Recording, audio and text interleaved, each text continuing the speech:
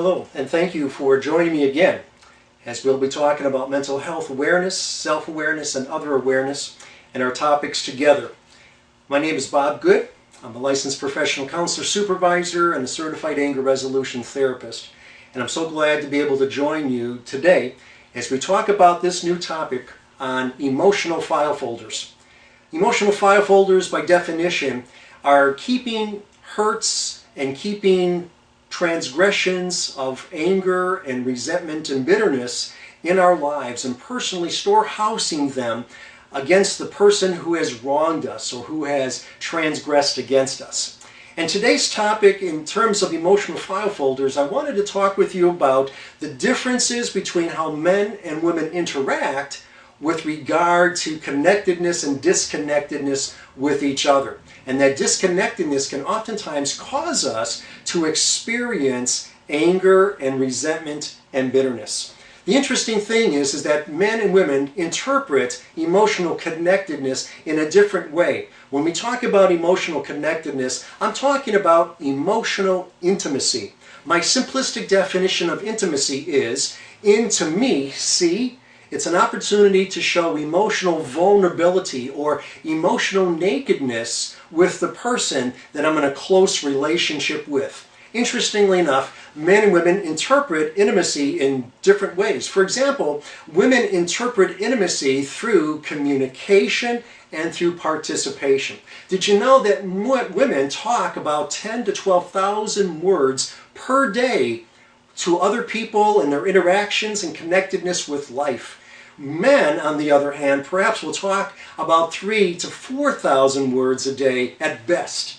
Now that's a general statement at whole, but the fact of the matter is women interpret connectedness through communication. And the interesting thing is that when a woman is experiencing stress in her life, she builds what is called levels of cortisol, stress hormones.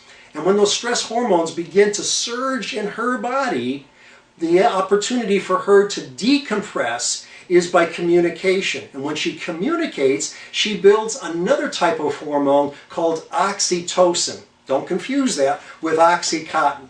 Oxytocin is a naturally produced hormone in a woman's body. And for her to experience wellness, for her to experience connectedness, for her to experience a sense of calmness in her life, communication is her, so to speak, antidepressant from being able to for her to be able to distress. So communication is very important to her. Coupled with that is her sense of being able to participate with her partner.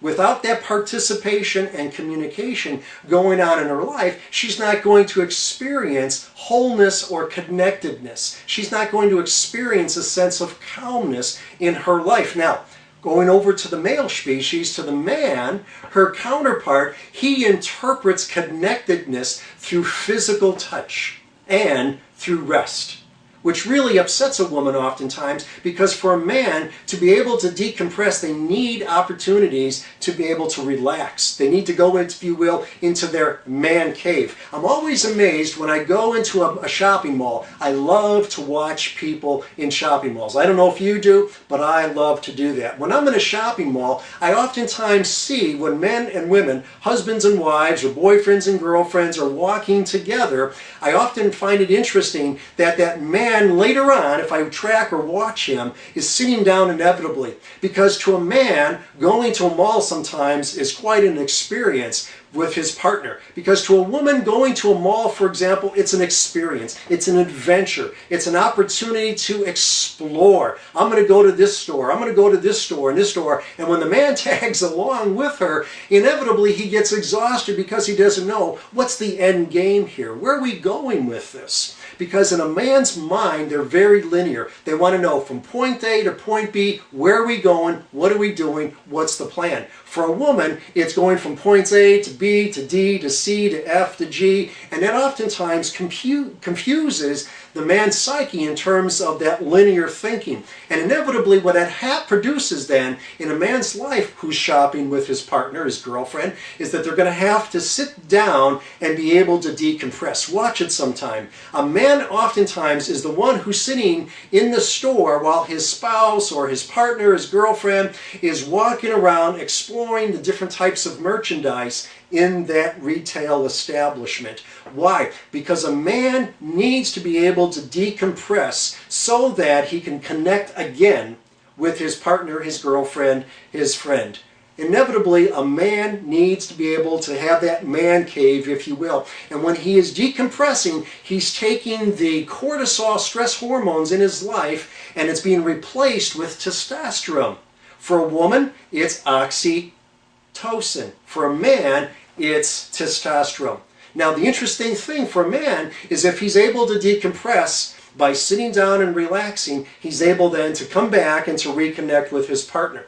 If he doesn't have that opportunity to decompress, he's not going to be able to reconnect with his partner. So for a man, intimacy is perceived by rest and also physical touch. No surprise there. Men require 2 to 3 times more skin-to-skin contact than a woman does. In fact, in my 25 plus years of counseling with women, most women can tell you, if they're being honest, that skin-to-skin contact or physical touch is not as meaningful to them as what? Communication and participation. Participation means of being able to do things together. Girls or ladies find the connectedness with their man occurs in one of 3 modes: walking, talking on the phone, or driving with their partner or their friend or their husband in a car. Those 3 modes or those 3 environments they find the most meaningful to be able to connect with their partner. Very interesting. But for a man, communication is oftentimes difficult. Very difficult for them to be able to engage with their partner because they don't understand the skill of what communication looks like. So for a woman, if she's experiencing a lack of connectedness, or she's experiencing stress in her life, with her job, with her family, her kids, her loved ones, inevitably she's going to produce higher levels of cortisol, that stress hormone, in her life. In fact, her body produces 5 times more stress than a man's body does. In fact, the research shows that a woman today, her life expectancy is 10 years shorter than the life expectancy of women back in the 50s and the 60s.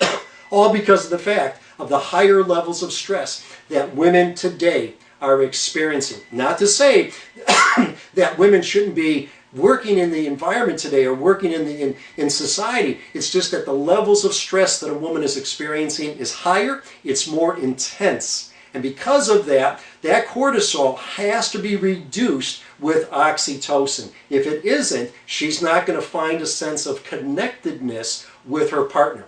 For a guy, again, it's skin-to-skin contact, and it's also being able to experience levels of decompression, that man cave, that rest. So if your spouse, if your husband, if your boyfriend is experiencing high levels of stress, you got to ask yourself, is he messing around with technology? Is he which produces levels of stress? Is he not able to relax and decompress? Are there opportunities in his life that maybe he needs to change so that he can find that decompression mode to take place? Sometimes it's good to go for a walk. Sometimes it's just good to have a glass of wine and enjoy time together with your significant other. Now, the point is that if we're not experiencing that connectedness, then we're not going to feel that emotional intimacy, that vulnerability, and that stress fighting, that stress hormone called cortisol is going to continue to pump through our brains, and we're not going to feel a sense of connectedness. So again, women need oxytocin, and for guys they need to be oxytocin men. And there's great ways of helping men learn how to do that. For example, it's important to go for a walk with her. Do you know that women produce oxytocin when they're walking with their spouse, their significant other? Did you know that women produce oxytocin when they're twirling their hair? Did you ever see a woman when she's sitting down or she's walking or she's driving that they're twirling their hair? Oxytocin is produced when they're twirling their hair. Oxytocin is produced if you give them a back massage, a foot massage, if they go and get their nails done or pedicures done. Oxytocin is produced in that way. Husbands, helping your wife cook dinner, helping your wife with the children produces oxytocin because to them, they're feeling a sense of connectedness. So intimacy to a woman is perceived in that realm. For guys, it's produced through the physical contact. And unfortunately, for many guys that I talk with, intimacy is perceived by guys by proximity.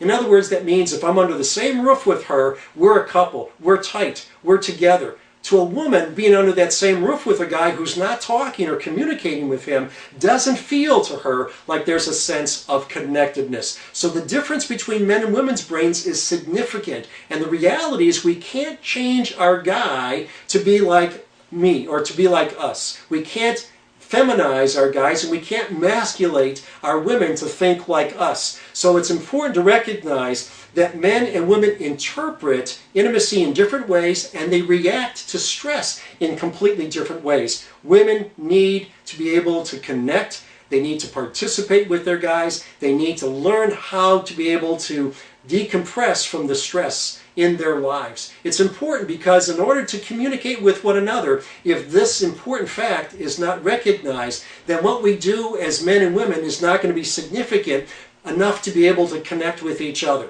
So the differences between the mind of a man and the difference between the mind of a woman are significant. These emotional file folders, if we don't get rid of those hurts and anger and resentments and recognize that our partner is different from us biochemically, organically, then we're going to experience a butting of the minds between each other. And one of the things that guys are very good at is that they compartmentalize. The guys have a box for their golf game. They have a box for their work world. They also have a box that there's nothing in it. And that really frustrates gals because the guy sometimes just doesn't know what he's thinking or what he's processing. And that sometimes does frustrate a lot of women when I'm doing counseling with them. But for men, they have a tendency to compartmentalize their world. It's all in nicely neat boxes. For women, it's a mixture of everything together, what I commonly refer to as a ball of spaghetti. You pull one end of the spaghetti and it's connected to everything. It's connected to the kids, it's connected to the dog, the relatives, the outlaws, the in-laws. It's connected to everything.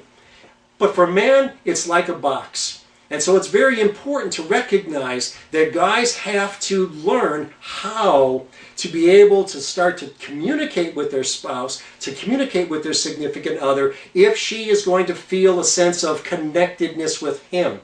And therefore, the box analogy and the spaghetti ball analogy fits perfectly in the fact of how men and women look at life differently. I hope this was helpful to you today in recognizing that if you, with your significant other, with your partner, are having difficulties of communicating, you got to ask yourself, am I looking at my partner, my significant other, in the way that I want them to be, my perception, my expectation, or am I looking at it from the perspective of how they operate as a female or as a male? I hope this was helpful to you, and I'm glad that you're with us. And until the next time, thank you for being with us, and God bless.